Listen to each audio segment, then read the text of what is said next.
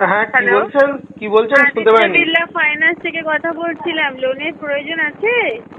হ্যাঁ, লোনের তো প্রয়োজন। আচ্ছা, কি লোন নিতে চাইছেন? হোম লোন, বিজনেস লোন না পার্সোনাল লোন? ও পার্সোনাল লোন। ওকে, আমাদের এটা কিন্তু অনলাইন প্রসেসিং। আপনি কি অনলাইনে ইন্টারেস্ট আছেন স্যার? অনলাইন প্রসেসিং মানে কি করতে হবে? ওকে, ডকুমেন্ট সাবমিট করতে হবে, ডকুমেন্ট ভেরিফাই হবে। আপনার সবকিছু অনলাইনের মাধ্যমেই হবে, ঠিক আছে?